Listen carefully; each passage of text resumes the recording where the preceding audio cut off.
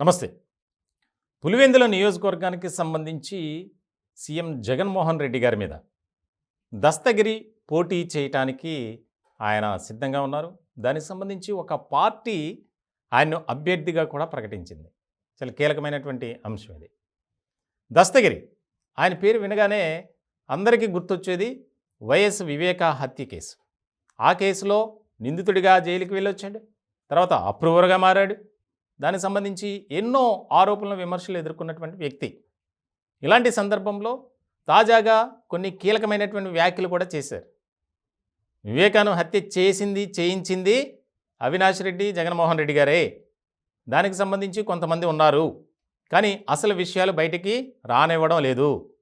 వారిద్దరి నుంచి నాకు ప్రాణభయం ఉంది, ఎప్పటికైనా నన్ను చంపేస్తారు అని చెప్పి కొన్ని సంచలనమైనటువంటి వ్యాఖ్యలు చేశారు. ఇలాంటి సందర్భంలో ఆయన కొన్ని కేసుల్లో జైల్లో ఉన్నారు, బెయిల్పై బయటకు వచ్చారు.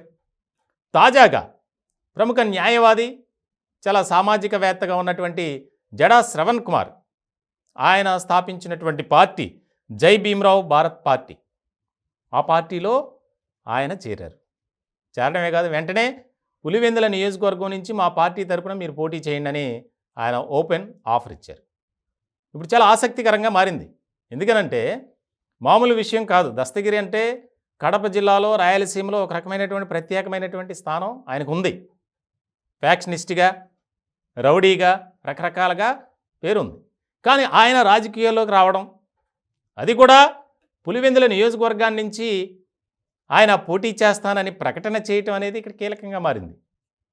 ఇప్పటికే పులివెందుల నియోజకవర్గం నుంచి తెలుగుదేశం పార్టీ అభ్యర్థి బీటెక్ రవి ఆయన దూసుకుపోతున్నారు. ఆ నియోజకవర్గంలో ఇప్పటికే వందల సంఖ్యలో వైఎస్ఆర్సీపీ కార్యకర్తలు, నాయకులు తెలుగుదేశం పార్టీలో చేరారు.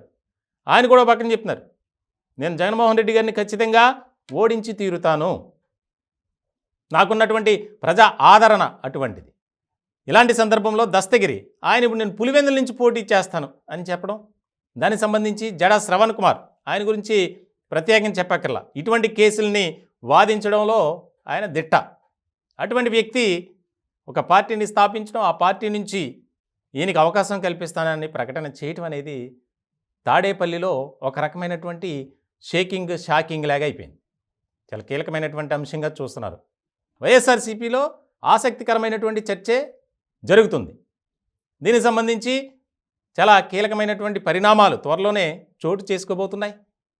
అలాగే అసలు దస్తగిరి ఏ రకమైనటువంటి రాజకీయం లేనటువంటి వ్యక్తి ఈ మాటలు మాట్లాడటం, తాజాగా నెలకొన్నటువంటి పరిస్థితుల నేపథ్యంలో కాంగ్రెస్ పార్టీ నుంచి ఇబ్బందికరమైనటువంటి పరిస్థితులు ఉన్నాయి. తెలుగుదేశం పార్టీ నుంచి అదే కొనసాగుతుంది.